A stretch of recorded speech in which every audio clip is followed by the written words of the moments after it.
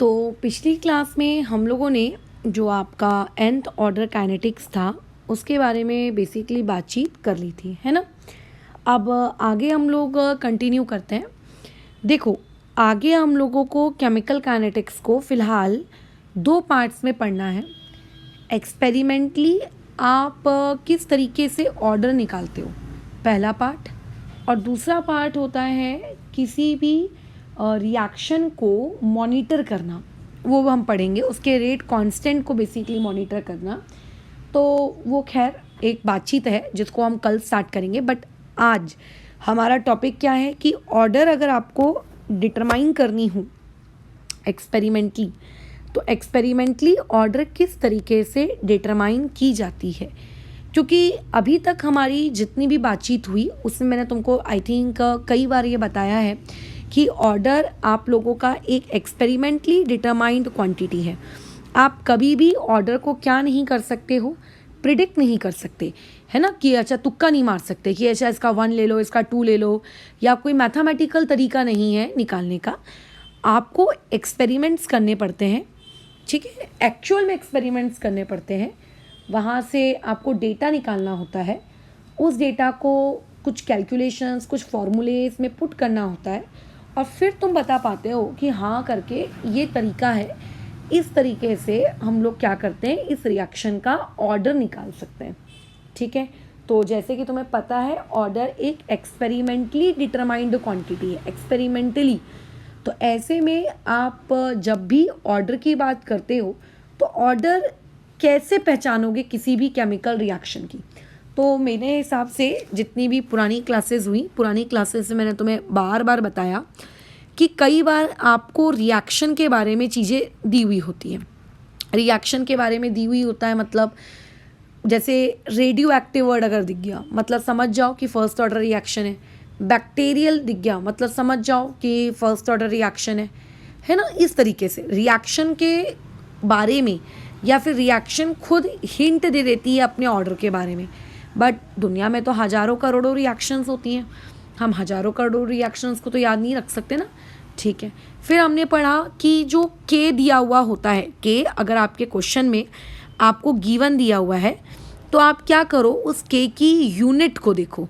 जब आप उसकी यूनिट देखोगे ना तो यूनिट से भी आप क्या कर सकते हो, रिएक्शन की ऑर्डर का पता लगा सकते हो।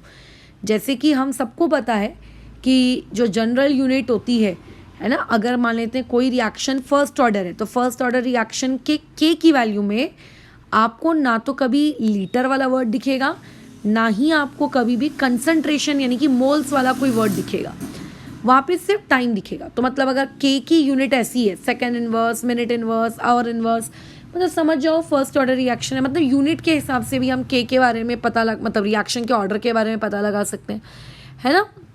अच्छा, ये हो गया हम लोगों का एक तरीका।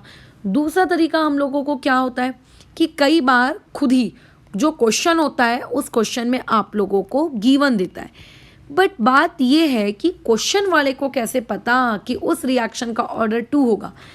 तो एक्सपेरिमेंट्स किए जाते हैं, एक्सपेरिमेंट्स के वाया पता लगाया जाता है कि अच्छा इस तरीके से इस रिएक्शन का ऑर्डर ये है।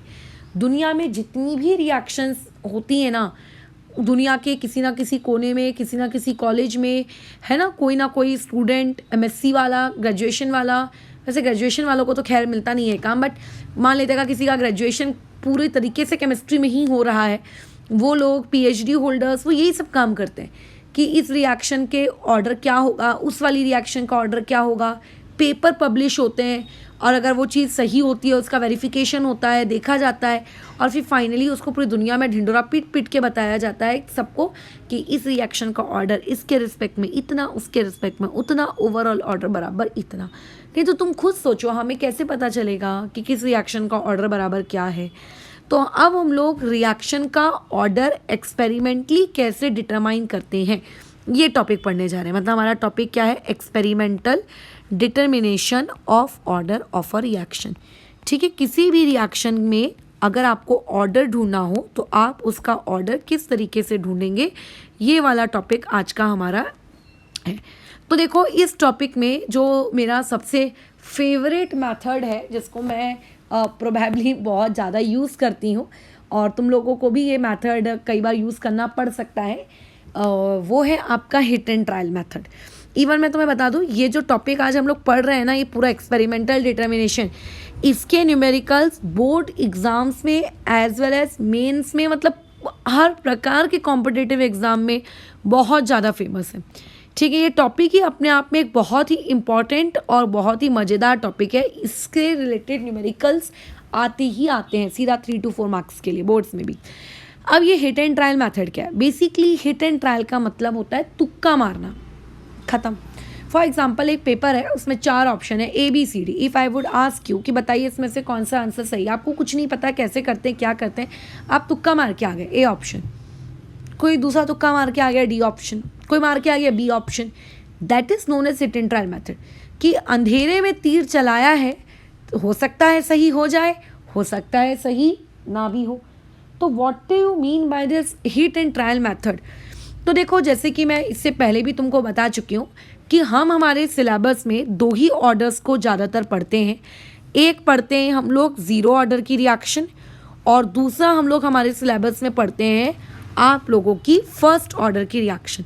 सेकेंड ऑर्डर खैर उतना ज़्यादा फेमस नहीं होता है, बट स्टिल आपको पता होना चाहिए। उसमें भी वही वाला केस जिसमें A कन्वर्ट होता है किसमें, बताइए आप लोगों के, B में, जहाँ पे अकेला रिएक्टेंट है और दोनों, उसकी स्टोइकियोमेट्री बोलो कितनी है, 1। तो फर्स्ट ऑर्डर रिएक्शन के बारे में तुम क्या जानते हो, मुझको भी बताओ। फर्स्ट ऑर्डर रिएक्शन का क्या तुमको इंटीग्रेटेड रेट लॉ पता है? सिखाया है मैंने, डिराइव करके दिया है इंटीग्रेटेड रेट लॉ। क्या था वो? था KT equals to 2.303 log base 10 और आपका A0 अपॉन में कितना, 80। ये था हमारा फर्स्ट ऑर्डर का इंटीग्रेटेड रेट लॉ। साथ ही साथ में तुम लोगों को मैंने क्या करवाया है, ज़ीरो ऑर्डर भी पढ़ा कर दिया है। हाँ, क्या ज़ीरो ऑर्डर के लिए हम लोगों ने, या फिर जो हमने सेकेंड ऑर्डर पढ़ा था, क्या उसके लिए हम लोगों ने इंटीग्रेटेड रेट एक्सप्रेशन डिराइव किया था? हाँ, किया तो था। फर्स्ट ऑर्डर के लिए भी किया था, सेकेंड ऑर्डर के लिए भी किया था, ज़ीरो ऑर्डर के लिए भी किया था, है ना। सेकेंड ऑर्डर वाले में तो मैं बता ही रही हूँ कि आपको एक ही केस याद रखना है। क्या? या तो आपके पास एक ही रिएक्टेंट हो, या आपके पास ऐसा रिएक्टेंट हो जो दोनों की कंसंट्रेशन कैसी हो, आपकी सेम हो। तो क्या आया था वहाँ पे हम लोगों का सेकेंड ऑर्डर के लिए? सेकेंड ऑर्डर के लिए मैं यहाँ से अलग से हेडिंग दे देती हूँ, सेकेंड ऑर्डर। तो सेकेंड ऑर्डर की कहानी किस तरीके से आई थी आप लोगों के पास? 1/80, ठीक है, minus 1/A0 is equals to आप लोगों का KT, ये आया था वर्ड। और ज़ीरो ऑर्डर के लिए आपके पास क्या था? ज़ीरो ऑर्डर के लिए आपके पास कहानी थी A0 minus AT is equals to KT बराबर। ये तीनों को हम क्या कहते हैं? ये जो तीनों हैं, इसको, इसको और इसको, ये तीनों की तीनों क्या है? ये तीनों की तीनों हम लोगों की इंटीग्रेटेड रेट लॉ है। ये तीनों की तीनों क्या है? हम लोगों का इंटीग्रेटेड रेट लॉ के एक्सप्रेशंस हैं, ठीक है। फर्स्ट ऑर्डर के लिए, ज़ीरो ऑर्डर के लिए, सेकेंड ऑर्डर के लिए, ये इंटीग्रेटेड रेट लॉ के एक्सप्रेशंस हैं। अब आप क्या करोगे? आपको डेटा दिया हुआ होगा, ठीक है। डेटा मतलब आपको कंसंट्रेशंस की अलग अलग टाइम इंटरवल पे वैल्यू बेसिकली दी हुई होती है, ठीक है। डेटा दिया हुआ होने का मतलब होता है अलग अलग टाइम इंटरवल पे आपको कंसंट्रेशन की अलग अलग वैल्यूज़ दी हुई होती है। जैसे जब रिएक्शन शुरू हुई तब इनिशियल कंसंट्रेशन इतनी थी, 10 मिनट बाद इतनी है, 20 मिनट बाद इतनी है, 30 मिनट बाद इतनी है। ऐसे टेबल में आपको अलग अलग डेटा दिया हुआ रहता है। आप क्या करो, ठीक है, आप यूज़ करो उस डेटा को। कैसे यूज़ करना है हम लोगों को उस डेटा को?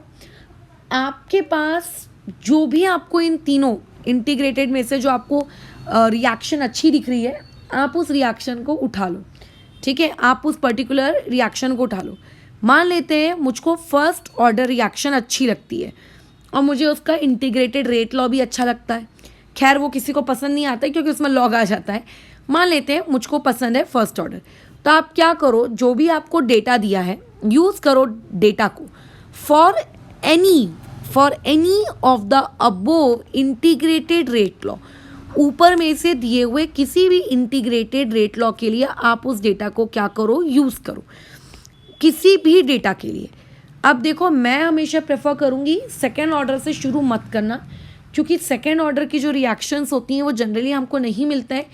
अगर कुछ होगा तो फर्स्ट और ज़ीरो में से ही होगा। तो फर्स्ट और ज़ीरो में से आपको जो भी पसंद है आप उसको क्या कर लो, उठा लो। मान लेते हैं क्षितिजा को सेकेंड ऑर्डर पसंद है, बट वो मत उठाना, ठीक है। आप या तो ज़ीरो चूज़ करना या तो आप फर्स्ट चूज़ करना। Use data for any of the above integrated rate law and put values, ठीक है, एंड पुट वैल्यूज़। आप एक एक करके क्या करना शुरू करो, पुट वैल्यूज़ करो 1 by 1, ठीक है, एक एक करके। अच्छा, अब जो आपको वैल्यूज़ दी हैं, बराबर, आपको जो वैल्यूज़ दी हैं वो वैल्यूज़ आपको डिफरेंट टाइम इंटरवल्स के लिए दी हुई है। मतलब कभी 0 मिनट के लिए, कभी 10 मिनट्स के लिए, कभी 15 मिनट्स के लिए, ऐसे अलग अलग टाइम इंटरवल्स के लिए हैं। तो हर टाइम इंटरवल के लिए कंसंट्रेशन की वैल्यू अलग होगी, बराबर। आप हर वैल्यू को एक एक करके पुट करो। और उसके बाद सबसे इंपॉर्टेंट चीज़ क्या है, वैल्यूज़ को पुट करने के बाद वहाँ से सबसे ज़रूरी काम करो, वहाँ से कैलकुलेट करो के। वहाँ से क्या कैलकुलेट करो, के, यानी कि पहली इंफॉर्मेशन की मदद से, ठीक है, आपने K1 कैलकुलेट किया। फिर जो आपको 10 मिनट्स की इंफॉर्मेशन दी थी आपने उसकी मदद से K2, मतलब उसी सेम फार्मूला में अलग वैल्यूज़ पुट करके K2 कैलकुलेट किया। उसी सेम फार्मूला में अलग वैल्यूज़ पुट करके अलग टाइम वाली K3 आपने कैलकुलेट किया। अगर उसी सेम फार्मूला में पुट करने से K1 और K2 और K3 अगर अप्रॉक्सीमेटली सेम आ जाए, देखो मैं एग्जैक्टली सेम नहीं बोल सकती क्योंकि जब भी हम एक्सपेरिमेंट करते हैं थोड़ी बहुत एक्सपेरिमेंटल एरर होने की गुंजाइश होती है।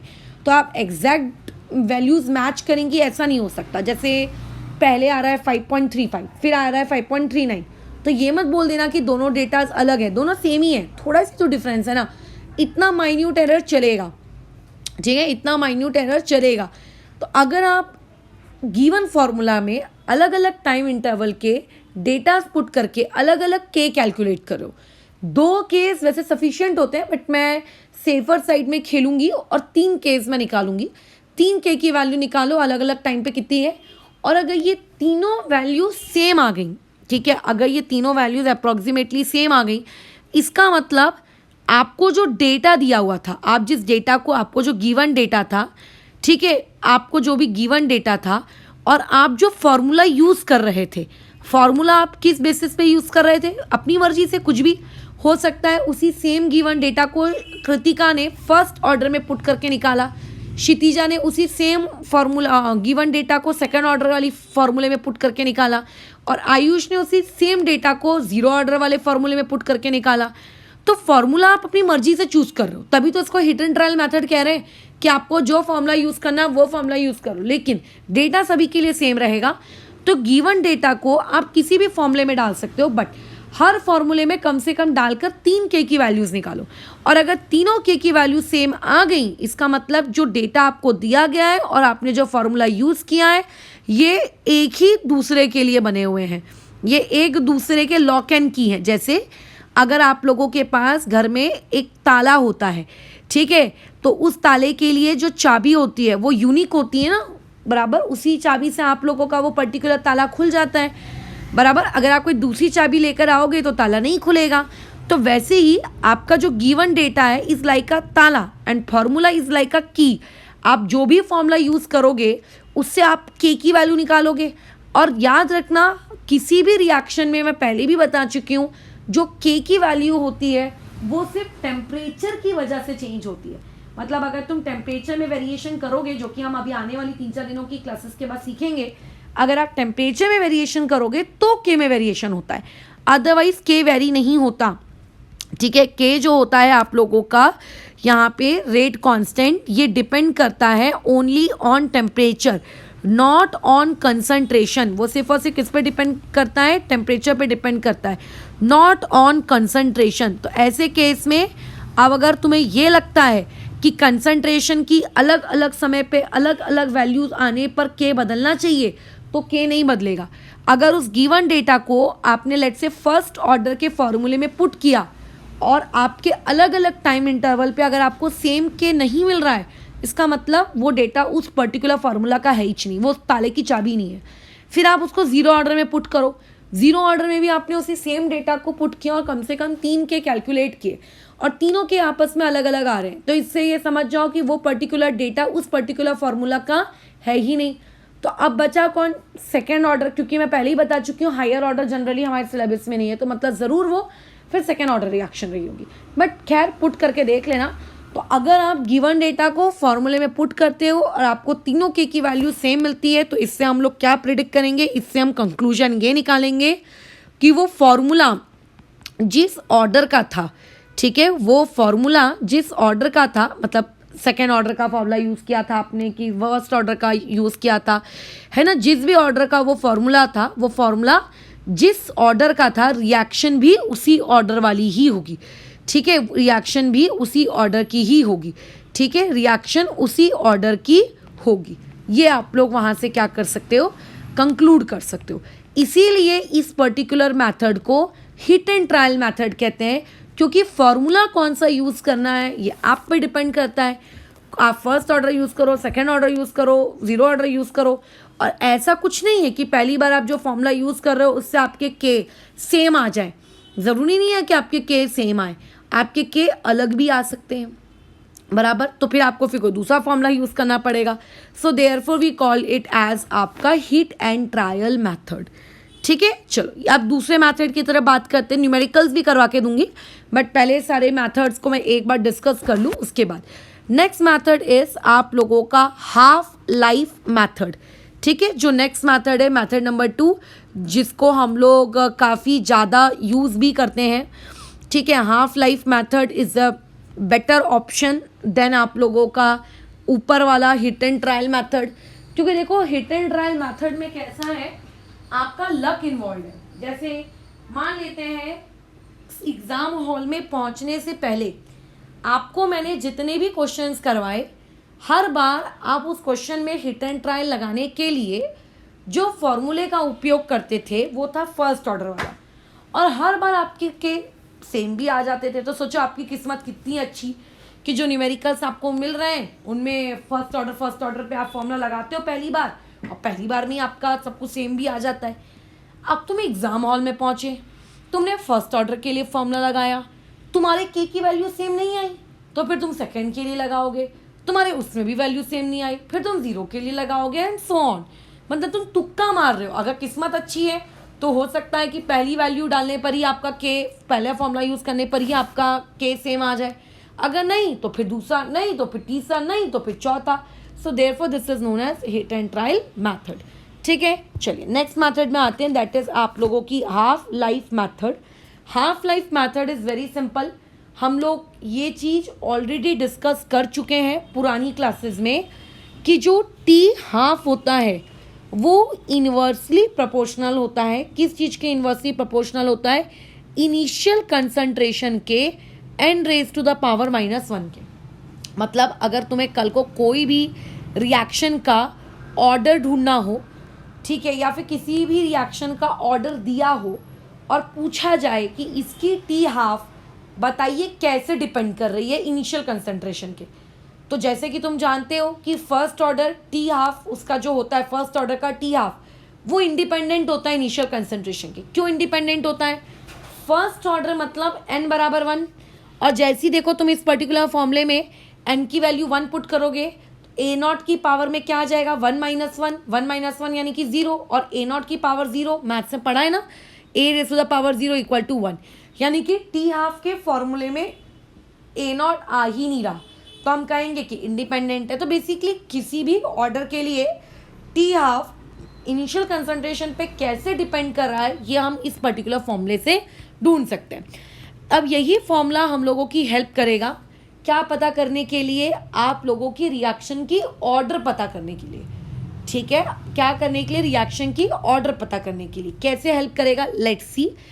मान लेते हैं आपको डेटा दिया हुआ है, ठीक है, मान लेते हैं आपको डेटा दिया है, आपको बोला गया है कि जब इनिशियल कंसंट्रेशन ए नॉट 1 थी, मतलब अगर मैंने रिएक्शन को शुरू करवाने के लिए, मान लेते हैं मुझे for example just assume that मुझे दिल्ली से लेट से हिमाचल लेट से जाना है, तो मैंने रिएक्शन शुरू की दिल्ली टू हिमाचल जाने वाली, दिल्ली टू हिमाचल जाने वाली रिएक्शन को शुरू करने के लिए ऑब्वियसली मुझे मेरे गाड़ी में कुछ पेट्रोल डालना पड़ेगा। मान लेते हैं मैंने 50 लीटर मेरी टंकी फुल है, अपन ने 50 लीटर टंकी कार की फुल करवा ली, चलो चले तुम। अब तुमने दिल्ली टू हिमाचल के बीच आधा डिस्टेंस जब तुमने कवर कर लिया तो अब तुम अपनी घड़ी देखते हो कि कितना टाइम लगा। मैं ऐसी समझा रही हूँ डिस्टेंस के टर्म्स में, खैर इसका रिएक्शन से कोई वास्ता नहीं है, बट फिर भी आप घड़ी देखते हो, अच्छा 2 घंटे हो, 2 घंटे में देखो हम आधे पहुँच गए, आधा डिस्टेंस हमने कवर कर लिया 2 घंटे में, अरे वाह। अब मान लेते हैं आपने क्या किया, फिर से ये प्रोसेस दोबारा स्टार्ट की, वगेन दिल्ली टू हिमाचल वाली, बट इस बार तुम अपनी गाड़ी की टंकी में 50 लीटर के बदले 20 लीटर पेट्रोल भरते हो और अगेन आधा डिस्टेंस कवर करने के बाद अपनी घड़ी देखते हो कि कितना समय हुआ।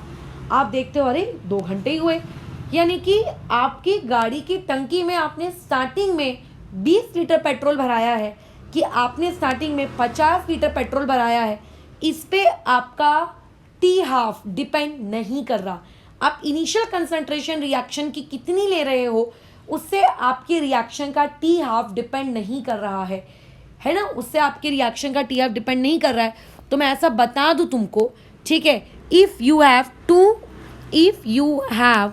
टू इनिशियल कंसंट्रेशंस, अगर आपको 2 डिफरेंट इनिशियल कंसंट्रेशंस दी हुई हो, ठीक है, but they have same half life, but लेकिन अगर उन लोगों के लिए आपको टी हाफ की जो वैल्यू मिलती है वो वैल्यू आपको कैसी मिलती है, सेम मिलती है, तब आप बिना कोई कैलकुलेशन किए आंख बंद करके बोल देना कि रिएक्शन आपकी कौन सी है, फर्स्ट ऑर्डर रिएक्शन है। क्योंकि जो फर्स्ट ऑर्डर रिएक्शन होती है उसका जो टी हाफ होता है वो इंडिपेंडेंट होता है इनिशियल कंसंट्रेशन की। तुम गाड़ी की टंकी में 5 लीटर पेट्रोल लेकर चलो कि 50 लीटर लेकर चलो, जितना टी हाफ तुम्हें लगना है उतना ही लगेगा, समझ लो, उतना ही आपको लगेगा। तो अगर आपको मान लेते हैं 2 अलग अलग आपको क्या दी हुई है, इनिशियल कंसंट्रेशंस आपको दी हुई हैं, 2 अलग अलग इनिशियल कंसंट्रेशन, बट उनसे जब आपने टी हाफ निकाला या क्वेश्चन वाले ने आपको जो टी हाफ दिया आपने देखा तो वो दोनों के दोनों टी हाफ आपके कैसे हैं, सेम है। तो आप कह देना आंखें बंद करके एकदम ब्लाइंड ट्रस्ट करते हुए कि वो रिएक्शन आपकी कौन से ऑर्डर की है, फर्स्ट ऑर्डर की रिएक्शन है, खत्म, ठीक है, बराबर, ठीक है। जैसे कि अगर मान लेते हैं मेरे पास इनिशियल कंसंट्रेशन A01 मान के चलते हैं 1 मोलर है और मेरे पास दूसरी कंसंट्रेशन A02 आप लोगों के पास कितना है, लेट्स से 2 मोलर है। मैंने पहली कंसंट्रेशन 1 मोलर ली और उसके अकॉर्डिंग मैंने रिएक्शन को करवा कर देखा कि चलो इस रिएक्शन को करने में कितना हाफ लाइफ लग रहा है, तो मैंने देखा कि इसको करवाने के लिए मुझको 30 मिनट लगे। फिर मैंने कंसंट्रेशन डबल कर दी और फिर मैंने काउंट किया कि अच्छा इस रिएक्शन का अब हाफ लाइफ टाइम कितना है, तो ये मैं देख रही हूँ इस रिएक्शन का हाफ लाइफ टाइम अभी भी 30 मिनट है। मतलब तुम कंसंट्रेशन डबल करो, ट्रिपल करो, हाफ करो, 1/3 करो, 1/10 करो, उसको फर्क नहीं पड़ रहा, तो इट मीन्स दैट वो फर्स्ट ऑर्डर रिएक्शन है, ठीक है। बट अगर मान लेते हैं केस कुछ ऐसा होता कि आप पहले इनिशियल कंसंट्रेशन रखते A01 और उसके लिए आपको टी हाफ मिलता, ठीक है, टी हाफ 1, मतलब एक अलग टी हाफ की वैल्यू मिलती, उस इनिशियल कंसंट्रेशन के करस्पॉन्डिंग आपको टी हाफ की वैल्यू कुछ अलग मिलती।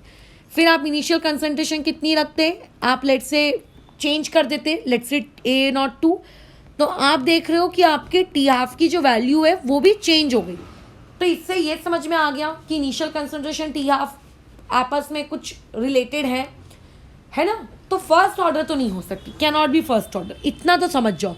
अगर आपको 2 अलग अलग टी हाफ मिल रहे हैं तो चाहे कुछ भी हो जाए वो फर्स्ट ऑर्डर नहीं हो सकती, चाहे कुछ भी हो जाए, 0 हो जाएगी, 2 हो जाएगी, 3 हो जाएगी, 4 हो जाएगी, बट कभी भी आप लोगों की बोलो क्या नहीं होगी, आप लोगों की चाहे कभी कुछ भी हो जाए फर्स्ट ऑर्डर तो नहीं हो सकती, ठीक है। अब मैं तुम्हें कुछ पॉइंट्स बताती हूँ जो पॉइंट्स तुम्हारे डायरेक्ट हेल्प करेंगे, तुम्हारी मदद करेंगे। अच्छा क्या है वो पॉइंट्स, बताइए ज़रा। तुम्हें याद होगा जब हमने ज़ीरो ऑर्डर काइनेटिक्स का फॉर्मूला डिराइव किया था तो मैंने उस ज़ीरो ऑर्डर काइनेटिक्स के फॉर्मूले में तुमको बताया था कि टी हाफ का फॉर्मूला होता है आप लोगों का कितना, A0/2K। ज़ीरो ऑर्डर के लिए फॉर्मूला कितना होता है, A0/2K। ठीक है, टी हाफ का फॉर्मूला कितना होता है, A0/2K। यानी कि टी हाफ डायरेक्टली डिपेंड कर रही है A0 पर, बराबर। यानी कि आप जैसे जैसे इनिशियल कंसंट्रेशन बढ़ाओगे टी हाफ की वैल्यू भी बढ़ेगी। अगर आप इनिशियल कंसंट्रेशन घटाओगे तो आपके टी हाफ की वैल्यू भी बोलो क्या होगी, आपकी घट जाएगी, because they are directly dependent on each other. मान लेते हैं आपको कोई डेटा दिया है, अभी जब न्यूमेरिकल्स करोगे तो समझोगे कि मैं डेटा डेटा जो बार बार ये वर्ड बोल रही हूँ, इस वर्ड की क्या अहमियत है। जब आपको कोई डेटा दिया है, उस डेटा में आपको कुछ जानकारी दी हुई है कि जब हमने रिएक्शन को 1 मोलर से शुरू किया, सुनो ध्यान से, जब आपने रिएक्शन को 1 मोलर से शुरू किया तब आप लोगों के पास, ठीक है, क्या था, आप लोगों के पास जो टी हाफ था, मान लो वो 30 मिनट है। फिर आपने रिएक्शन को 0.5 मोलर कर दिया, मतलब रिएक्शन को वापस से शुरू किया बट 0.5 मोलर के साथ शुरू किया। तब आपने ये देखा कि अब आपकी टी हाफ की वैल्यू हो गई लेट्स से 20 मिनट्स। एग्जैक्टली मैं नहीं बता रही हूँ डेटा, मैं रफली बता रही हूँ, ठीक है, माइट भी चेंजेस मिले, मैं एक रफ कैलकुलेशन बता रही हूँ। तो आप ये देख रहे हो कि इनिशियल कंसंट्रेशन आपने घटाई पहले के रिस्पेक्ट में, तो पहले के रिस्पेक्ट में टी हाफ भी घट गया, है ना, पहले के रिस्पेक्ट में टी हाफ भी घट गया। या फिर मान के चलते हैं आपने इनिशियल कंसंट्रेशन को 1 मोलर के बदले में आपने कर दिया होता 3 मोलर, मान लेते हैं आपने इनिशियल कंसंट्रेशन के रिस्पेक्ट में आपने अभी कंसंट्रेशन बढ़ा ली होती और आपने कर लिया होता 3 मोलर, और आप ये देख रहे हो कि अब जो टी हाफ की वैल्यू है वो आ गई लेट्स से 50 मिनट्स। मतलब आपने कंसंट्रेशन बढ़ाई तो आपकी टी हाफ की वैल्यू भी बढ़ गई। तो अगर कुछ ऐसा डेटा दिख रहा है कि कंसंट्रेशन बढ़ाने से टी हाफ चेंज हो रहा है, तो पहली बात तो फर्स्ट ऑर्डर नहीं हो सकता, बट चेंज वो इस तरीके से हो रहा है कि कंसंट्रेशन घटाने पे टी हाफ भी घट रहा है, कंसंट्रेशन बढ़ाने पे टी हाफ भी बढ़ रहा है। मतलब डायरेक्टली अगर आपको कभी दिखे तो आप समझ जाना कि वो डेफिनेटली आपकी कौन सी ऑर्डर रिएक्शन है, वो आपकी ज़ीरो ऑर्डर रिएक्शन है। वो कैसी ऑर्डर रिएक्शन है, ज़ीरो ऑर्डर। टी हाफ का A0 के साथ डायरेक्ट रिलेशनशिप सिर्फ और सिर्फ A0 मतलब ज़ीरो ऑर्डर रिएक्शन के लिए ही होता है। फर्स्ट ऑर्डर में तो कुछ होता ही नहीं है, लेकिन डायरेक्ट रिलेशनशिप सिर्फ ज़ीरो ऑर्डर के लिए होता है। अगर मैं किसी दूसरे ऑर्डर ऑफ रिएक्शन के बारे में बात करूं, यानी कि सेकेंड ऑर्डर के बारे में अगर हम बात करें, थर्ड ऑर्डर के बारे में बात करें, सेकेंड ऑर्डर के बारे में बात करें, थर्ड ऑर्डर के बारे में बात करें, तो तुम सेकेंड ऑर्डर के बाद से या फिर सेकेंड ऑर्डर से अगर आप देखो तो कोई भी रिएक्शन का टी हाफ उस पर डायरेक्टली डिपेंड नहीं कर रहा। उस पर कैसे डिपेंड कर रहा है, उस पर इन्वर्सली डिपेंड कर रहा है। मुझे कैसे पता कि वो उस पर इन्वर्सली डिपेंड कर रहा है? ऊपर तुमको मैंने फॉर्मूला लिख कर दिया था, ये देखो कहाँ गया फॉर्मूला। टी हाफ जो होता है आपके A0 की पावर n-1 के इन्वर्सली प्रोपोर्शनल होता है। इस फॉर्मूले में अगर तुम n की वैल्यू को कितना पुट करोगे, यहाँ पे n की वैल्यू को जरा 2 पुट करो, सेकेंड ऑर्डर की बात कर रहे हैं ना, यहाँ पे n की वैल्यू को जरा 2 पुट करो तो देखो 2 - 1 कितना होगा, 1 बराबर, यानी कि T half is inversely proportional to 1/A0। अगर मैं n की वैल्यू 3 पुट करूँ तो 3 - 1 विल बी 2, यानी कि T half will be inversely proportional to A0 का बोलो कितना, स्क्वायर। ठीक है, दिख रही है चीजें। लेकिन अगर मैं यहाँ पे n की वैल्यू मान लेते हैं 0 पुट करूँ तो 0 - 1 विल बी -1, और -1 को अगर मैं न्यूमरेटर में लेके जाऊं तो बन जाएगा +1, पॉजिटिव पावर, यानी कि T half is proportional to A0। Clear, यानी कि सेकेंड ऑर्डर के साथ आप अगर देखो, सेकेंड ऑर्डर से अगर आप ऑब्जर्व करो तो फ्रॉम सेकेंड ऑर्डर ऑनवर्ड्स आपकी रिएक्शन का जो इनिशियल कंसंट्रेशन होता है और जो टी हाफ होता है वो एक दूसरे के इन्वर्सली प्रोपोर्शनल होते हैं। यानी कि इनिशियल कंसंट्रेशन बढ़ाओगे तो टी हाफ घटेगा, और अगर इनिशियल कंसंट्रेशन घटाओगे तो टी हाफ बढ़ेगा। इस तरीके का पैटर्न। तो समझो एक छोटी सी एनालिसिस ही आपको कैलकुलेशन से बचा सकती है कि अगर आपको ये दिख रहा है कि अरे टाइम तो सेम ही आ रहा है फर्स्ट ऑर्डर, अरे टाइम तो इनिशियल कंसंट्रेशन के साथ बढ़ रहा है या इनिशियल कंसंट्रेशन घटाने पे घट रहा है, तो ज़ीरो ऑर्डर। और अगर इन्वर्स वाला पैटर्न दिख गया, ठीक है, इन्वर्स वाला पैटर्न दिख गया तो समझ जाना कि फिर भैया ये कौन सी है आप लोगों की सेकेंड ऑर्डर के साथ से सेकेंड ऑर्डर के अलावा ये कुछ भी हो सकती है, बस कैलकुलेशन करके निकालना पड़ेगा।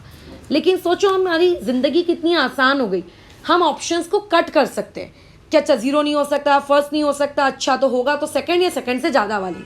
तो ये एनालिसिस की पावर है, ठीक है। तो नेक्स्ट पॉइंट में लिखा देती हूँ, इफ़ यू ऑब्जर्व दैट, अगर तुम ऐसा ऑब्जर्व करते हो, इफ़ यू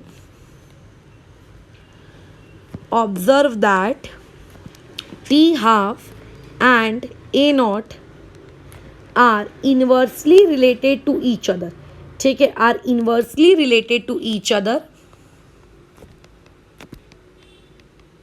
देन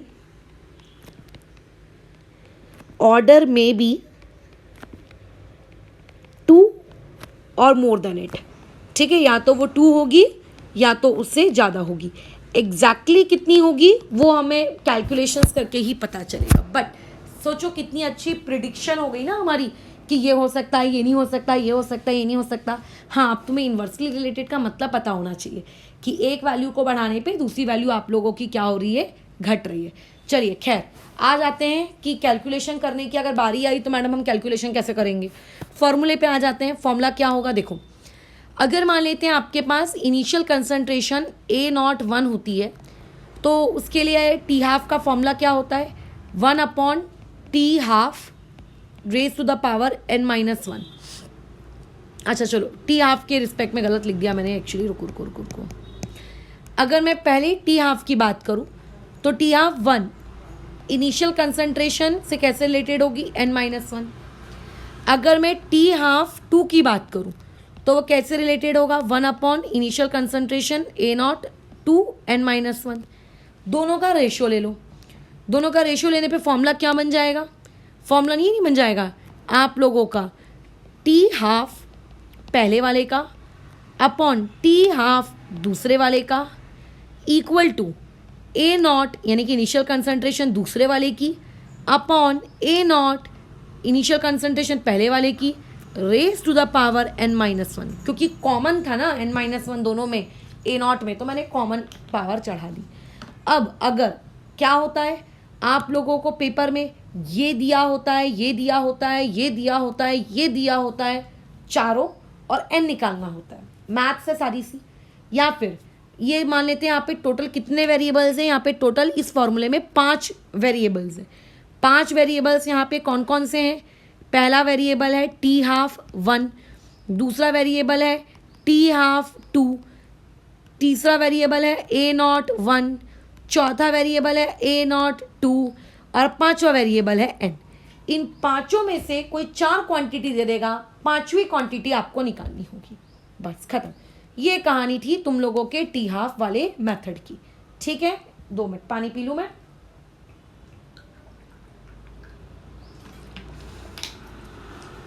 तो ये कहानी है तुम लोगों के टी हाफ वाले मेथड की, बहुत ही सिंपल सी, सोबर सी, प्यारी सी, आसान सी, ठीक है। और चाहे तो इससे हम लोग एक फॉर्मूला बना सकते हैं, बस थोड़ा सा लॉग वर्क वगैरह लेना पड़ेगा जो कि तुमको अच्छा नहीं लगेगा। अगेन लॉग किसी को अच्छा नहीं लगता है क्योंकि बट चलो देख लेते हैं एक बार। जैसे ऊपर का जो फॉर्मूला है, इस फॉर्मूले में अगर मैं तुमसे ये कहूँ कि आपको लॉग लेना है, तो अगर आप लॉग लोगे तो आप लॉग की प्रॉपर्टीज़ लगाओगे। ये चीज़ बोर्ड्स में नहीं पूछी जाएगी, मैं बता दूं। जो अभी मैं लॉग वाली चीज़ बोल रही हूँ ना, ये बोर्ड्स के लिए नहीं है। तो जिनका भी एम अगर बोर्ड्स है तो काइंडली इस चीज़ को इग्नोर कर सकते हैं कि अरे छोड़ो जान दो, कौन लॉग वॉग ले, वीडियो आगे फॉरवर्ड कर दो, कुछ नहीं जाता है। चलो बताओ, लॉग ले लो। तो लॉग अगर लोगे तो क्या हो जाएगा, लॉग आप लोगों का T1/2 किसका, फर्स्ट वाले का, अपॉन में T1/2 सेकेंड वाले का, बराबर इक्वल टू लॉग आप लोगों का कौन सा, A0 सेकेंड वाले का अपॉन A0 फर्स्ट वाले का raise to the power n-1। तुम तो जानते हो लॉग की प्रॉपर्टीज़, अगर कोई भी चीज़ पावर में होती है तो वो सामने आ जाती है। ये लॉग की प्रॉपर्टी है, मैंने नहीं बनाई ये प्रॉपर्टी, अभी प्रॉपर्टी है सो है, मैं क्या कर सकती हूँ। तो n-1 सामने आ जाएगा और पीछे में क्या बच जाएगा, सिर्फ लॉग ए नॉट आपका सेकेंड वाला अपॉन ए नॉट फर्स्ट वाला, है ना। चलिए बढ़िया है। अब क्या कर सकते हैं, यहाँ पे हम लोग फॉर्मूला लगा सकते हैं, बड़ा ही प्यारा सा। कैसे? लॉग की प्रॉपर्टीज अप्लाई करो। लॉग ए अपॉन बी, बताओ क्या होता है? लॉग ए माइनस बी होता है ना। लॉग ए अपॉन बी क्या होता है? लॉग ए माइनस बी होता है। तो यानी कि यहाँ से मैं लिख सकती हूँ उसको लॉग ए नॉट कौन सा? सेकेंड वाला, माइनस लॉग कौन सा वाला? आप लोगों का फर्स्ट वाला, है ना। अच्छा, वैसे ही लेफ्ट हैंड साइड भी फॉर्मूला लगाया जा सकता है। लॉग टी हाफ कौन सा वाला? फर्स्ट वाला, माइनस लॉग टी हाफ कौन सा वाला? सेकेंड वाला। ठीक है, अब मुझे एन कैलकुलेट करना है। यहाँ से मुझे क्या कैलकुलेट करना है? एन। यहाँ से क्या कैलकुलेट करना है? एन। तो थोड़ी सी मैथ्स अपन कर लेते हैं। अच्छा, क्या है ये मैथ्स?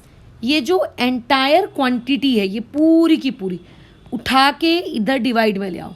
ला सकती हूँ मैं? हाँ, ला सकते हैं, बिल्कुल। चलिए, तो इस क्वांटिटी को उठाओ और डिवाइड में लेकर आ जाओ। बोलो क्या बन जाएगा? लॉग आपका टी हाफ फर्स्ट वाला माइनस लॉग टी हाफ कौन सा? सेकेंड वाला, अपॉन में बोलो कितना? लॉग ए नॉट सेकेंड वाला minus log A naught first वाला equal to N minus one. अब मुझे एन कैलकुलेट करना है क्योंकि एन तो हमारा ऑर्डर है। तो अब बेसिक मैथ्स है, यहाँ से अब तुम मुझे बता दो एन का फॉर्मूला क्या आ जाएगा। एन का फॉर्मूला आ जाएगा एन इक्वल टू 1 प्लस आप लोगों का ये लॉग ऊपर में न्यूमरेटर में टी हाफ फर्स्ट वाला माइनस लॉग टी हाफ आप लोगों का सेकेंड वाला, अपॉन में डिनोमिनेटर में लॉग। अगर टी हाफ फर्स्ट वाला पहले लिया है तो ए नॉट सेकेंड वाला फिर पहले आएगा। ठीक है, उल्टा चलेगा। और यहाँ पे लॉग ए नॉट और यहाँ पे फर्स्ट वाला। ये आपका फॉर्मूला बन गया, डन। ठीक है, ये आप लोगों का फॉर्मूला है। अब मतलब ऑर्डर अगर निकालने को आए, दो अलग अलग इनिशियल कंसंट्रेशन पे दो अलग अलग अगर आपको टी हाफ दिए जाए तो इस तरीके से आप क्या करोगे? काम करोगे। इस फॉर्मूले में direct A not 1 A not 2 की वैल्यूज पुट कर दो, टी हाफ 1 टी हाफ 2 की वैल्यूज पुट कर दो, आंसर निकल के तुम्हारे हाथ में आ जाना है ऑर्डर का। ठीक है, कई लोगों का बीपी इस चीज़ को देखकर भी हाई हो सकता था ना कि मैडम ये आप कैसे कैलकुलेट करने को बोल दिए कि आप एन कैलकुलेट कर लेना, हमें तो आएगा ही नहीं लॉग के साथ कैलकुलेशन करना।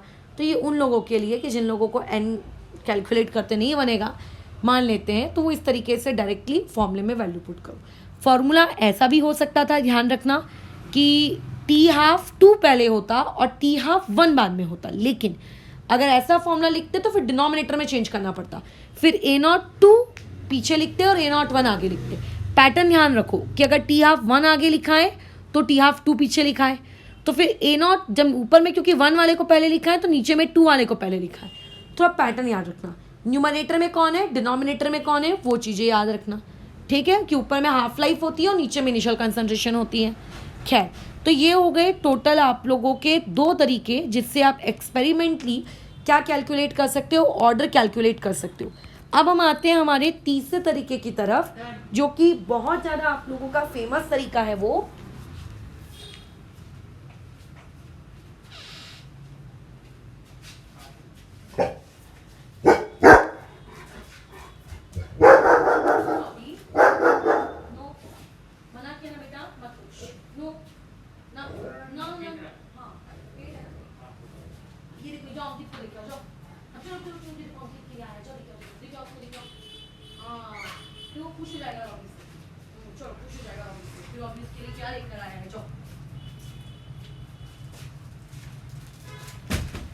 ठीक है, तो सबसे ज़्यादा फेमस जो बेसिकली तरीका है इतने सारे तरीकों में से, वो आप लोगों का यही है तीसरा वाला, जिसको हम लोग कहते हैं इनिशियल रेट मेथड।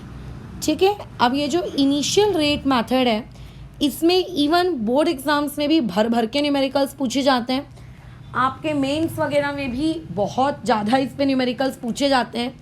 बहुत ही आसान तरीका है। खैर, जब मैं तुम लोगों को इनिशियली केमिकल काइनेटिक्स पढ़ा रही थी उस वक्त मैंने इनिशियल रेट मेथड करके हेडिंग तो नहीं दी थी, बट इसके जैसा एक न्यूमेरिकल तुम्हें करवा कर दिखाया था। मैं फिर से एक बार रिपीट कर देती हूँ, क्योंकि इस पे न्यूमेरिकल्स पूछे जाते हैं, मतलब पूछे जाते हैं, ये एक फैक्ट है, मतलब है। ये इतना इम्पॉर्टेंट और ये इतना आसान टॉपिक है, ठीक है। एक न्यूमेरिकल मैं मात्र करके दिखाऊंगी, क्योंकि ये जो न्यूमेरिकल है ये बहुत ही लो ग्रेड है। लो ग्रेड मतलब ये मैथड ही इतनी लो ग्रेड है कि आप आसानी से क्या कर सकते हो, डिटरमाइन कर सकते हो कोई भी चीज़। जैसे खैर बात करते हैं, मान लेते एक रिएक्शन है, A plus B is giving a product. मुझे नहीं पता इस रिएक्शन का ऑर्डर क्या होगा। तो पेपर में जनरली क्वेश्चन पूछा ही ऐसे जाता है कि आइडेंटिफाई द ऑर्डर। तो हमें डेटा कुछ दिया हुआ रहता है, बराबर। अच्छा, अब वो डेटा क्या होता है हमें उस पर भी बातचीत करनी है कि वो डेटा आखिर क्या है क्या नहीं है। चलो मैं एक न्यूमेरिकल तुम्हें करके दिखाती हूँ और फिर हम लोग बातचीत करेंगे। आपको डेटा कुछ इस प्रकार से दिया होता है, एक कॉलम बना हुआ होता है, रिएक्टेंट की कंसंट्रेशन में A और दूसरा रिएक्टेंट यानी कि B, उसकी कंसंट्रेशन, और उन दोनों कंसंट्रेशंस के रिस्पेक्ट में रेट की वैल्यू। अब मान लेते हैं इनिशियल कंसंट्रेशन A जो आपको दी हुई है, ठीक है, किस चीज़ की, A की, वो मान लो आपको दी है 0.1, फिर आपको दी हुई है 0.2, फिर दी है 0.1, फिर दी है 0.2, बराबर। अच्छा चलो ज़्यादा लंबा हो जाएगा, पहले एक आसान वाले के साथ सीख लो, उसके बाद लंबा लंबा काम करते हैं। 0.1, 0.2 और अगेन 0.1। उसके लिए आपको उसी वक्त 0.1 जब A की कंसंट्रेशन थी तो उस वक्त वो कह रहा है कि B की कंसंट्रेशन 0.2 थी और उस वक्त रेट 0.01 था। उस वक्त जब A की कंसंट्रेशन 0.2 थी तो B की कंसंट्रेशन भी 0.2 थी और रेट इतना था। ये बेसिकली लैब्स में किया गया एक्सपेरिमेंट है और लैब्स में किए गए एक्सपेरिमेंट्स को हम लोगों ने कागज़ पे टेबल के फॉर्म में लिखा है कि इतनी इतनी कंसंट्रेशन पे इतना इतना रेट है। अब आपको यहाँ पे क्वेश्चन में चीज़ें पूछी कैसे जाती हैं। सबसे पहले पूछा जाता है order with respect to A and B, मतलब A एंड B के रिस्पेक्ट में ऑर्डर कितना होगा। दूसरा आपको पूछा जाता है ऑर्डर ऑफ ए रिएक्शन, जिसको A और B का ऑर्डर पता चल चुका है वो दोनों के ऑर्डर्स को ऐड कर देगा तो उसको टोटल ऑर्डर नहीं पता चल जाएगा। सी, तीसरी चीज़ आपको यहाँ से पूछी जाती है रेट लॉ कैसे लिखना है वो बताओ। और चौथी चीज़ आपको कुछ भी पूछ सकता है, मतलब कि बताइए जब इतनी कंसंट्रेशन थी, जब इतना वैल्यू था, तब बताओ रेट कितना रहा होगा, वगैरह वगैरह, मतलब एनीथिंग, कुछ भी। तो एक मैं लिख देती हूँ फिर भी कि चौथे में मान लेते हैं उसने आपसे पूछ लिया रेट कांस्टेंट। करते कैसे हैं इस टाइप के क्वेश्चंस को, जब इस तरीके से टेबल में अलग अलग समय पर अलग अलग कंसंट्रेशंस, अलग अलग रेट दिए होते हैं, तो इस टाइप के क्वेश्चंस करने कैसे हैं। इसमें आपको सबसे पहले लेट करना होता है। क्या लेट करना होता है हमको, हमें लेट करना होता है कि मान लो हमारा जो रेट है वो है आपका K टाइम्स द कंसंट्रेशन किसकी, A की, क्योंकि A रिएक्टेंट है, raise to the power M, raise concentration of B raise to the power N। M N variables हैं, ऑर्डर्स हैं जो आप कुछ भी ले सकते थे। मेरे को M और N पसंद है तो मैंने M और N ले लिया। अब क्या करो, आपको जो कंडीशन नंबर 1 दी है, कंडीशन नंबर 1 के अकॉर्डिंग जो जो डेटा आपको दिया है अब इस पर्टिकुलर रेट के लेट वाले फॉर्मूले में पुट कर दो। तो रेट आपको कितना दिया हुआ है 0.01, तो मैंने यहाँ पे पुट कर दिया आप लोगों का 0.01 equal to K concentration of A, ये कितनी दी हुई है आपको 0.1 की पावर में M, कंसंट्रेशन ऑफ B उसके बाद कितना आ जाएगा पॉइंट, कितनी दी थी कंसंट्रेशन ऑफ B 0.2 की पावर में N। ऐसे करते करते आपको टोटल कितनी कंडीशंस दी हैं 3। आप तीनों कंडीशंस में एक एक एक एक एक एक करके इस तरीके से वैल्यूज पुट कर दो, तीनों कंडीशंस को यूज़ करो। बट कंडीशंस में लेट से इमेजिन करिए वैल्यू पुट कर दी, तो करूँ क्या वैल्यू पुट करने के बाद। अब देखो अपने उस चार्ट को जो मतलब जो आपको गिवन डेटा दिया है उस गिवन डेटा को आप घूर घूर के देखो और मुझे बताओ कोई भी दो कंडीशंस, जैसे ये कंडीशन नंबर 1 है, ये कंडीशन नंबर 2 है, कंडीशन नंबर 3 है, ऐसी कोई दो कंडीशंस मुझको ढूंढ के बताओ जिनमें रिएक्टेंट्स की कंसंट्रेशन सेम आए, मतलब सेम रिएक्टेंट की सेम कंसंट्रेशन आ रही हो। तो मैंने कहा कि कंडीशन नंबर 1 को ले लो, कंडीशन नंबर 3 को ले लो। क्यों? क्योंकि देखो कंडीशन नंबर 1 में A की कंसंट्रेशन 0.1 है और कंडीशन नंबर 3 में भी एक ही कंसंट्रेशन पॉइंट 1 है, आप ये 2 केस उठा लो, मैं बड़ी खुश, अरे वाह। तो दूसरा इंसान अपोजिशन में आ गया, लेट्स से स्पर्श, कि क्यों ज़रूरी है क्या कि वही केस 1 केस 3 लोगे, आप केस 1 और केस 2 का भी तो कॉम्बिनेशन ले सकते हो, देखो इन दोनों में भी तो ये डेटा सेम है, मैं बोलूँगी बिल्कुल ले सकते हो। तो ऐसे आपको 2 डेटा चूज करने हैं, ठीक है। अच्छा, अब कई लोगों की शैतानी खोपड़ी ऐसी चल रही होगी कि मैडम केस 2 और ये देखो ना, ये दोनों भी तो सेम है, ये नहीं चलेगा, सेम रिएक्टेंट की सेम वैल्यू होनी चाहिए, रिएक्टेंट चेंज नहीं करने का कि एक वैल्यू है ए की और दूसरी वैल्यू है बी की, ये नहीं चलेगा। चलो केस 1 और केस 2 पहले सॉल्व करते हैं। तो सिमिलरली कंडीशन नंबर 2 के अकॉर्डिंग अगर मैं वैल्यू पुट करूँ तो कंडीशन नंबर 2 के अकॉर्डिंग आपको रेट दिया है 0.02 और कंसंट्रेशन आपको दी हुई है 0.02 इक्वल टू के टाइम्स 0.2 की पावर m और 0.2 की पावर n। कुछ नहीं किया मैंने, वो जो अज्यूम किया था ना, उस अज्यूम वाली वैल्यू को सिर्फ मैंने वहाँ पे उठा के पुट कर दिया वहाँ पे। अब इन दोनों को आपस में उठा के कर दो डिवाइड। जब तुम रेशियो लोगे लेफ्ट से डिवाइड होगा 0.01 divide by 0.02 that would B 1/2। के कट जाएगा क्योंकि किसी भी रिएक्शन का के टेम्परेचर पे डिपेंड करता है और टेम्परेचर हम चेंज नहीं कर रहे, वो कंसंट्रेशन पे डिपेंड नहीं करता। अब देखो जो सेम वैल्यूज थी, सेम वैल्यूज क्या थी, 0.2m 0.2m, ये भी कट जाएंगी जब आप रेशियो लोगे। बचेगा क्या आपके पास बचेगा 0.1 raise to the power m upon में 0.2 raise to the power m, बराबर कह रही हूँ मैं, ठीक है। राइट साइड को थोड़ा सिंप्लीफाई कर दो, इसमें पॉइंट कट गए, 1/2 की पावर मैंने m लिख दिया, यहाँ पे लेफ्ट हैंड साइड में भी 1/2 लिखा है, बट उसकी पावर में कुछ नहीं है, तो उसकी पावर में कुछ नहीं है यानी कि बोलो कौन है, 1 है। तो अभी देखो दोनों के बेस सेम है। जब आप छोटे होंगे क्लास 8, 9, 10th में, तब आपने मैथ्स के जनरल रूल्स पढ़े होंगे, व्हेन बेसेस आर सेम, तब हम एक्सपोनेंट्स को इक्वेट कर सकते हैं। तो यहाँ पे आप क्या करो, एक्सपोनेंट्स को इक्वेट करो। अगर आप यहाँ पे एक्सपोनेंट्स को इक्वेट करोगे तो यहाँ से आपके पास m की वैल्यू कितनी आ जानी है, यहाँ से m की वैल्यू आ जानी है 1।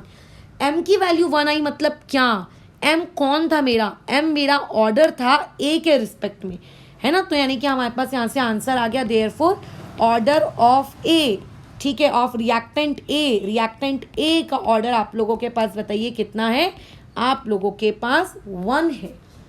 सिमिलरली आपको अभी बी के रिस्पेक्ट में भी तो ऑर्डर निकालना है, तो बी के रिस्पेक्ट में ऑर्डर कैसे निकालेंगे, जब हमने कंडीशन 1 और कंडीशन 2 को सॉल्व किया और उनको डिवाइड किया तो m मिला, क्योंकि उसमें जो सेम डेटा था वो कट गया।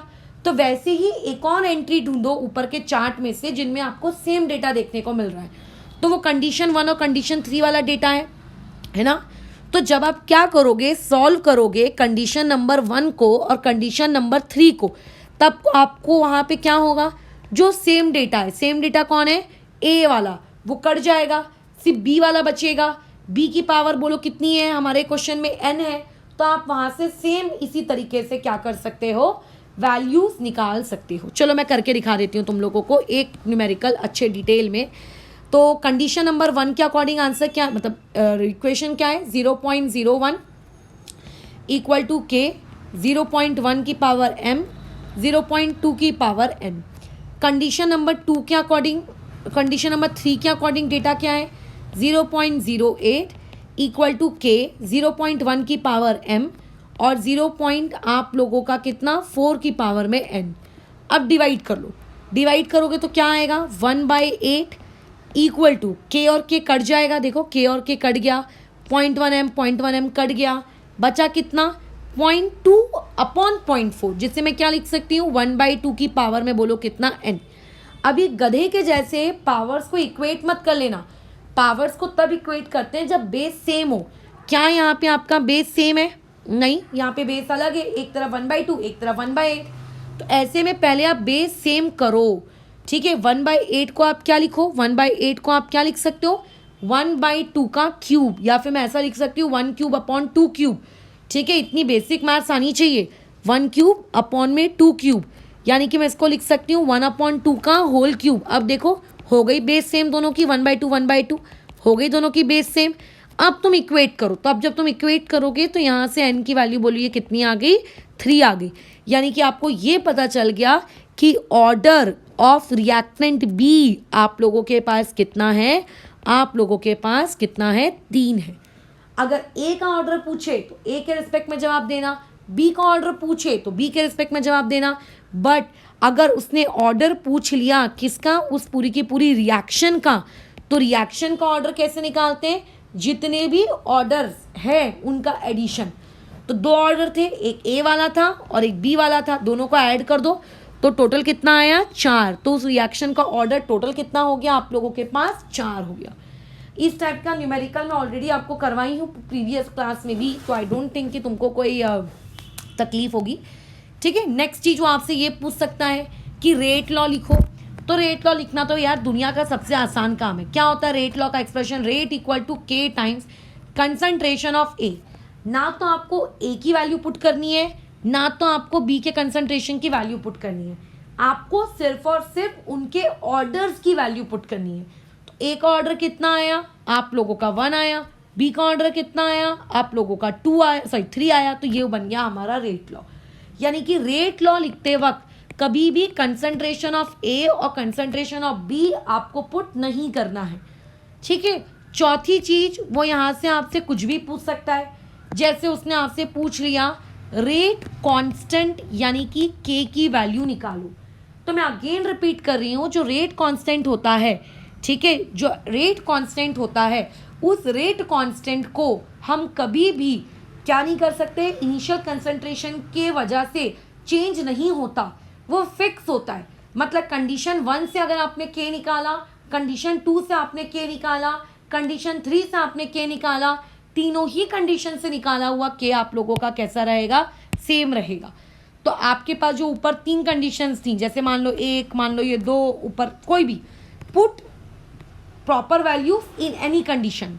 लेट से मैंने कंडीशन नंबर 1 में वैल्यूज पुट कर दी, that would be 0.01 is equals to कितना, के टाइम्स द कंसंट्रेशन कितनी थी वहाँ पे, 0.1 की पावर में m, और m की वैल्यू कितनी है 1, 0.2 की पावर में n की वैल्यू कितनी है 3। इसको आप सॉल्व कर लो, यहाँ से आपके k की वैल्यू आ जाएगी। मैं फिलहाल इसको सॉल्व नहीं कर रही हूँ, इसको मैं से तुम्हारे लिए छोड़ दे रही हूँ। तो यहाँ से k की वैल्यू आ गई। अब अगर k की वैल्यू लिखोगे तो k की वैल्यू के साथ वहाँ पे यूनिट ऑफ k लिखना भी बहुत ज़रूरी है। तो अब यूनिट ऑफ k कैसे लिखें, कई स्टूडेंट्स ऐसे होते हैं जिनका दिमाग चलता है रट्टा मारेंगे रट्टा। तो आप k की कितनी यूनिट रट्टा मार सकते हो यार, थोड़ी बहुत, ज़्यादा इनफाइनाइट वैल्यूज तो आप रट्टा मार नहीं सकते ना। तो फिर मैंने तुम्हें एक जनरल फॉर्मूला लिखवाया था k की यूनिट का। क्या था वो जनरल फॉर्मूला, मोल की power n-1 minus n, litre की पावर n-1, टाइम की पावर में -1। इसमें n की वैल्यू बस पुट कर दो। बोलो रिएक्शन का ऑर्डर कितना है, रिएक्शन का ऑर्डर ए का नहीं, बी का नहीं, पूरी की पूरी रिएक्शन का ऑर्डर। यहाँ पे रिएक्शन का ऑर्डर कितना है 4। तो ऐसे में जो भी k की वैल्यू आएगी, उस k की वैल्यू के पीछे यूनिट क्या बनेगी, mole raise to the power -3, litre cube, time second भी हो सकता है, मिनट भी हो सकता है, डिपेंड कि डेटा आपको जो दिया था, इस डेटा में आपको जो ये रेट दिया था, इस रेट में क्या लिखा है। रेट में अगर सेकंड लिखा है तो सेकंड लिखो, मिनट लिखा है तो मिनट लिखो, ये इस तरीके का काम। ठीक है, डन। तो ये वो तरीके थे जिस तरीकों के वाया आप क्या कर सकते हो, किसी भी रिएक्शन का ऑर्डर आप एक्सपेरिमेंटली डिटरमाइन कर सकते हो। बट ऑर्डर को एक्सपेरिमेंटली डिटरमाइन करने के अलावा हम लोगों के पास एक और बहुत ज़रूरी काम होता है, रेट कांस्टेंट को एक्सपेरिमेंटली कैसे डिटरमाइन किया जाए। एक तरीका तो ये मैंने बता दिया कि आप पहले ऑर्डर निकाल लो, फिर किसी भी कंडीशन में पुट कर दो, आपका के निकल के आ जाना है। बट अगर तुमको ऑर्डर के वाया के नहीं निकालना हो, तुम्हें एक्सपेरिमेंटली के कितना आता है अगर तुम्हें कैलकुलेट करना हो, तो के को भी एक्सपेरिमेंटली कैलकुलेट करने के तरीके होते हैं। And now we have to discuss those तरीकास of calculating the value of K experimentally in our next class, कि what are the different ways by which you can calculate the value of K experimentally. ठीक है, pressure का method होता है, volume का method होता है, ऑप्टिकल रोटेशन का मेथड होता है। ठीक है, विभिन्न मेथड होते हैं, राइट, वो है। अच्छा, एक चौथा मेथड भी होता है ये ऑर्डर वाले में, जो मैंने बताया नहीं है, चलो खैर मैं अभी बता देती हूँ। फोर्थ मैथड आप लोगों को टेक्स्ट बुक्स वगैरह में देखने को मिल सकता है। लास्ट ईयर तक मतलब जो ओल्ड सिलेबस था महाराष्ट्र स्टेट बोर्ड का 2000 कौन सा चल रहा है ये ईयर 2021 राइट, हाँ, तो 21 से पहले वाला जो था 2019 वाला, उस वक्त तो जो टेक्स्ट बुक्स थी उनमें ये मैथड था। That is known as isolation method. ठीक है, उसको हम लोग कहते हैं आइसोलेशन मैथड। अब ये आइसोलेशन मैथड क्या है, जिन लोगों ने सूडो ऑर्डर काइनेटिक्स पढ़ी है उनको पता होगा कि आइसोलेशन मैथड क्या होता है। ठीक है, उन्हें ये पता होगा। उसमें हम क्या करते हैं, किसी एक पर्टिकुलर रिएक्टेंट को, ठीक है, किसी एक पर्टिकुलर रिएक्टेंट को हम लोग क्या कर लेते हैं, एक्सेस में ले लेते हैं। और जिन्होंने सूडो ऑर्डर काइनेटिक्स पढ़ी है उनको ये अच्छे से पता है कि जिसको आप एक्सेस में ले लेते हो वो तो कांस्टेंट हो जाता है, उसकी ऑर्डर तो निकलती नहीं है, तो ऑटोमेटिकली जो रिमेनिंग रिएक्टेंट होते हैं, ठीक है, जैसे अगर आपके पास 3 रिएक्टेंट है तो आप 2 को एक्सेस में ले लो और जो रिमेनिंग होगी उस रिमेनिंग का आप क्या कर लो, ऑर्डर कैलकुलेट कर लो, आप उसका ऑर्डर कैलकुलेट कर लो। फिर आपने ए का ऑर्डर निकाल लिया, फिर आप ए और सी को एक्सेस में रख लो। ठीक है, आप ए और सी को एक्सेस में रख लो और फिर वहाँ से आप ऑर्डर कैलकुलेट कर लो किसका, बी का।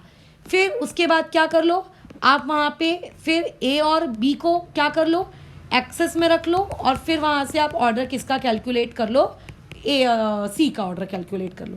तो ऐसे करते करते हम बाकियों को एक्सेस में रखते हैं और किसी एक को हम लोग कैलकुलेट करते हैं। ये इस तरीके से काम किया जाता है। ठीक है, so these are some of the methods by which you can calculate the क्या नाम है आपका, ऑर्डर ऑफ अ रिएक्शन। अभी कल की क्लास में हम लोग डिस्कस करेंगे कि किस तरीके से आप के की वैल्यू को एक्सपेरिमेंटली कैलकुलेट करते हो, उस बारे में, जो कि बहुत इम्पॉर्टेंट पॉइंट ऑफ डिस्कशन है। ठीक है, चलो फिलहाल इस क्लास को यहाँ रोकते हैं। अच्छा, अब बात आती है न्यूमेरिकल्स की। तो जैसे कि मैंने बताया कि आप लोगों का जो ये मेथड है, कौन सा आपका इनिशियल, ठीक है, रेट लॉ मेथड, ये आपका बहुत ही ज़्यादा फेमस है।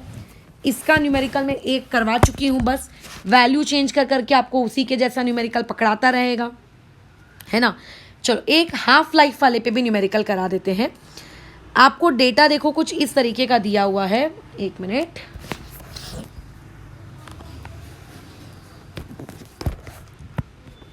रुको।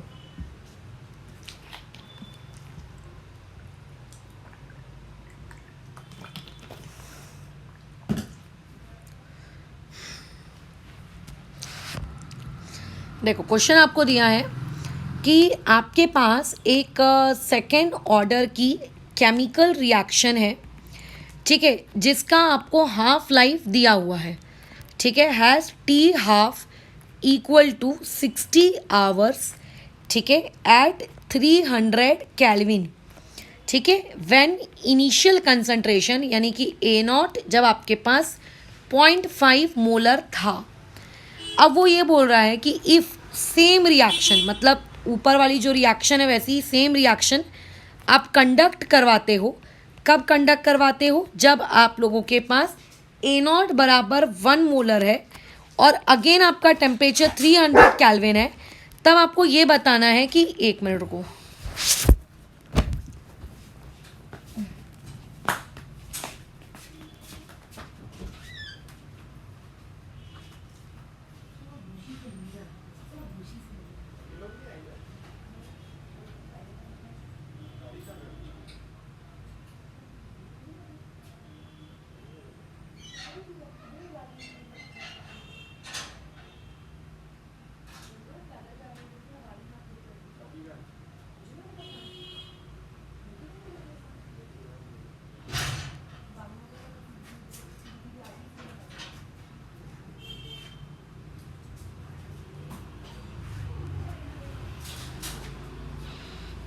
ठीक है। अब देखो क्वेश्चन क्या है कि अगर ए नॉट की वैल्यू को 1 मोलर ले लिया जाता, then what time would be required, what time would be required to reduce the concentration, to reduce the concentration of reactant to 0.25 molar. ठीक है, चलो सवाल को समझते हैं। क्या बोला है, सेकेंड ऑर्डर यानी कि n की वैल्यू कितनी है आपके पास 2। चलो बढ़िया। टी हाफ आपको पहली बार वाला कितना दिया हुआ है 60 आवर्स। टेम्परेचर सेम है, बढ़िया।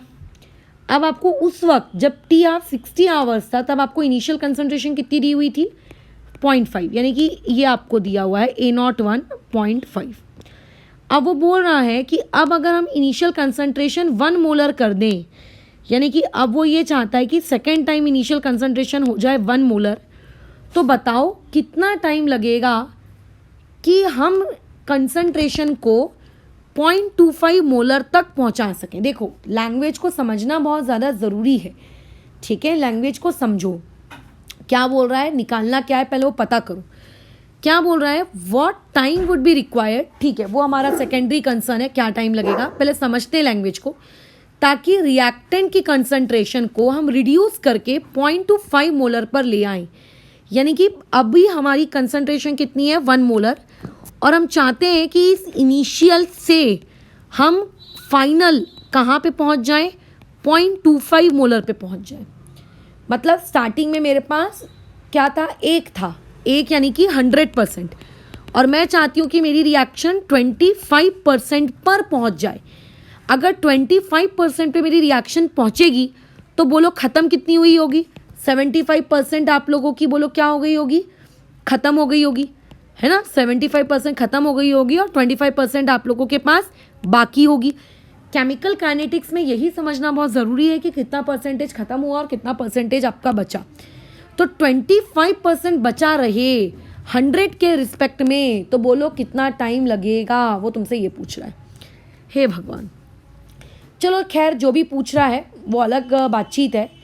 कम से कम सबसे पहले टी हाफ तो निकाल लो कि टी हाफ 2 कितना है, ये तो निकाल लो। वैसे टी हाफ 2 का मतलब क्या होता है, टी हाफ 2 का मतलब तो यही होता है ना कि आधा ख़त्म करने के लिए कितना वक्त लगा। मैडम लेकिन यहाँ पे आधा नहीं ख़त्म करना है, यहाँ पे 75% ख़त्म करना है। ठीक है ना, सोच लेंगे उस बारे में भी, बट पहले आधा ख़त्म करने में कितना वक्त लगा उस 1 मोलर वाली को, उतना तो कैलकुलेट कर लो। बोलो फॉर्मूला क्या था, फॉर्मूला था n = क्या हो गया रॉबी, फॉर्मूला था n = 1 प्लस लॉग आपका टी हाफ पहला वाला माइनस लॉग टी हाफ दूसरा वाला अपॉन में आप लोगों का लॉग A0 दूसरा वाला माइनस लॉग A0 पहला वाला। Now just put values. n कितना है 2, 1 को उधर ले आऊंगी तो 2 - 1 वुड बी 1, ठीक है। लॉग टी हाफ पहला वाला कितना है 60 आवर्स, तो लॉग बेस 10, अच्छा बेस 10 की बेस ई, तो बेस 10 या बेस ई कुछ भी लो, कोई फ़र्क नहीं पड़ता, क्योंकि ये फॉर्मूले को बनाते वक्त हमने रेशो लिया था।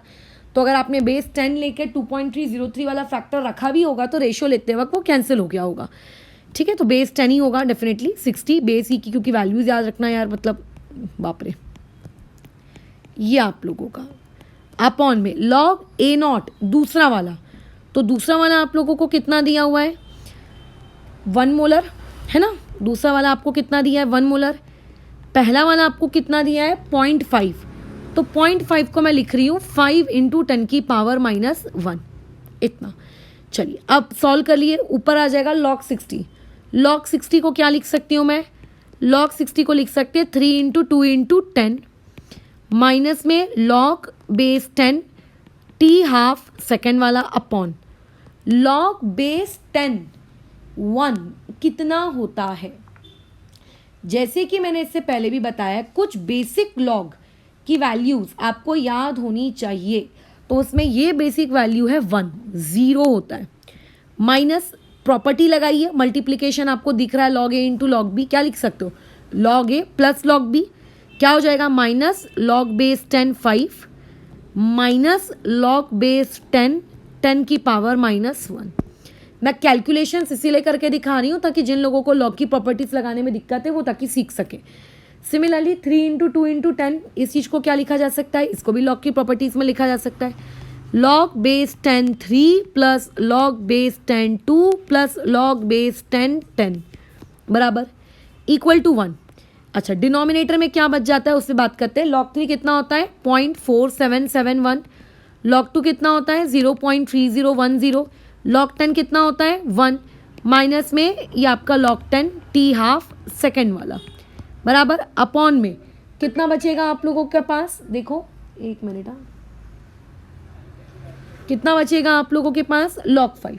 अब आपको log 5 की वैल्यू पता होनी चाहिए। log 5 की वैल्यू कितनी है -0.6989 माइनस, अच्छा तुम तो जानते हो ये पावर सामने आएगी तो माइनस माइनस प्लस हो जाना है, और log बेस 10 तो आपका 1 होता है, ठीक है। अच्छा, और ये जो 0.6989 है उसमें से आप 1 को माइनस कर दो तो देखो कितना आता है 0.301, कितना आता है 0.301, तो 0.3011 इज इक्वल्स टू 0.4771। अच्छा, ऊपर का एडिशन भी हमको करना पड़ेगा, 0.4771 प्लस 0.3010 प्लस 1 कितना होना है, ये हो जाएगा आप लोगों का, एक minute, 1.7781 minus log base 10 t half second वाला, हे भगवान, इसको यहाँ लेकर जाओ माइनस हो जाएगा ये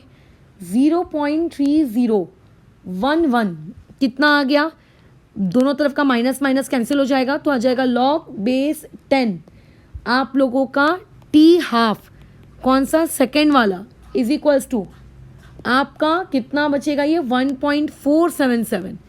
अब अगर मुझे t हाफ सेकेंड वाला कितना है अगर ये कैलकुलेट करना है तो 10 एंटी लॉग लेना पड़ेगा, 10 रेज टू द पावर 1.477। अब देखो 10 रेज टू द पावर 1.477 आप हाथों से नहीं निकाल सकते, आपको कैलकुलेटर का प्रयोग करना पड़ेगा, ठीक है। तो हो सकता है पेपर में आपको ये चीज़ कैसी दी जाए, डायरेक्टली दे दी जाए ब्रैकेट में कि 10 रेज टू द पावर 1.5 की वैल्यू होती है इतनी, 1.5 इसीलिए क्योंकि राउंड ऑफ कर लिया जाए तो 1.5 ही कहलाएगा वो। तो मैंने अभी कैलकुलेटर मेरे बाजू में रखा है, मैंने ये वैल्यू निकाली है, वो मैं इसलिए इतना डिटेल में बता रही हूँ क्योंकि 2-3 दिन पहले मुझे एक डाउट आया था का कि आपने ये वैल्यू निकाली कैसे, तो मैं डायरेक्ट कर देती हूँ तो कई बार कई लोगों को हो सकता है समझ में ना आए। तो ये वैल्यू आती है 29.99 जिसको मैं अप्रॉक्सीमेटली 30 ले सकती हूँ, यानी कि मुझे ये पता चल गया कि सेकेंड ऑर्डर वाली रिएक्शन जो थी, मतलब सेकेंड टाइम जब हम कंसंट्रेशन को 1 मोलर लेकर कर रहे थे तब उस वक्त उस रिएक्शन को आधा कंप्लीट होने के लिए 30 घंटे लगते थे, आधा कंप्लीट होने के लिए 30 घंटे लगते थे। तो अब वो तुमसे ये पूछ रहा है, क्या आधा कंप्लीट होने वाला टाइम पूछ रहा है क्या वो तुमसे, नहीं, वो पूछ रहा है कि बताइए 75% रिएक्शन को ख़त्म होने में कितना वक्त लगा, है ना, 75% को ख़त्म होने में कितना वक्त लगा, क्योंकि उसने क्या कहा कि 25% तक पहुंच गई रिएक्शन, तो अगर 25% तक तो पहुंच गई मतलब 75% ख़त्म हो गई होगी, तो यानी कि वो आपसे बेसिकली 75% वाली रिएक्शन के बारे में पूछ रहा है। अब कैसे निकालें, तो देखो जिन लोगों ने पुरानी क्लासेस की है, जिन्होंने एक एक डेरिवेशन को ध्यान से देखा है, उनको इस चीज़ को निकालने में कतई डिफ़िकल्टी नहीं होगी। कैसे, देखिए सेकेंड ऑर्डर रिएक्शन की जो काइनेटिक्स होती है उसका इंटीग्रेटेड एक्सप्रेशन क्या होता है, मैंने आज की क्लास की स्टार्टिंग में ही देखो बताया था, सेकेंड ऑर्डर काइनेटिक्स का integrated expression 1/AT minus 1/A0 is equals to KT। इस इंटीग्रेटेड एक्सप्रेशन की हम मदद लेंगे, 1/AT कितना है minus 1/A0 equal to KT। आप चाहते हो कि ये रिएक्शन जब 50% कंप्लीट हो तो कितना समय लगा, आप चाहते हो कि रिएक्शन जब 75% कंप्लीट हुई तो कितना समय लगा। तो 50% के लिए हम AT को क्या पुट करते हैं A0/2, और 75% के लिए हम AT को क्या पुट करते हैं 3 टाइम्स ऑफ A0/4। नहीं समझा कैसे आया 3 टाइम्स ऑफ A0/4। 75% को क्या लिखा जा सकता है 75/100 टाइम्स ऑफ A0, 25 3 जा 25 4 जा, अब समझ गए, ठीक है, ओके, ठीक है। अब करिए 1/AT कितना हो जाएगा 1/80 would be 2/A0 minus 1/A0 equal to K, कौन सा वाला, 50% वाला, ठीक है। यहाँ पे ये कितना हो जाएगा, अच्छा 1/80 यानी कि 4/3 times of A0 minus 1/A0 equal to K, कौन सा वाला, T 75% वाला। मैं थोड़ा सॉल्व कर लूँ तो ये हो जाएगा 1/A0 इज इक्वल्स टू के T 50% वाला। इसको अगर मैं सॉल्व कर लूँ तो ये कितना हो जाएगा, 4 - 3 यानी कि A0 अपॉन में 3 टाइम्स ऑफ A0 का स्क्वायर इक्वल टू के टी 75% वाला। अब देखो हमको क्या करना है, सिर्फ रेशो लेना है, ठीक है, इन दोनों का रेशो। जब मैं रेशो लूँगी तो मेरा के और के कट जाएगा। जब मैं रेशो लूँगी तो मेरे रेशो लेने पे और कौन सी क्वांटिटीज़ कटेंगी, देखो, अच्छा ले लेते हैं यार एक बार रेशो, फालतू मेरे से कुछ कैलकुलेशन एरर हो जाए, इससे बेटर है कि रेशो ले लेते हैं। ये देखो ऐसा इक्वल टू टी 50% वाला, तो बताओ 50% वाला टी कितना है, अभी अभी हमने ऊपर निकाला 30 आवर्स है, तो ये 30 अपॉन में टी 75% वाला। अब देखो क्या क्या कट जाएगा आप लोगों के पास, ये पूरा A0 वगैरह सब कट गया, तो बेसिकली यहाँ से टी 75% वाला कितना आ रहा है, 3 टाइम्स ऑफ, 3 टाइम्स आ रहा है कि नहीं आ रहा है, एक minute, 3 times of 75% equal to 30, तो टी 75 इक्वल टू आप लोगों का 10 आवर्स लगेगा उसको। ये आपका आंसर है।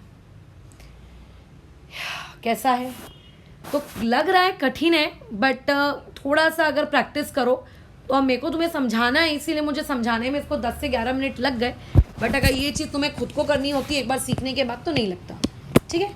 तो बस यहाँ पे हम लोग हमारी चीज़ों को रोकते हैं, कल इसके आगे कंटिन्यू करेंगे जहाँ पे हम लोग बातचीत करेंगे किस बारे में, एक्सपेरिमेंटल मैथड्स ऑफ डिटरमिनेशन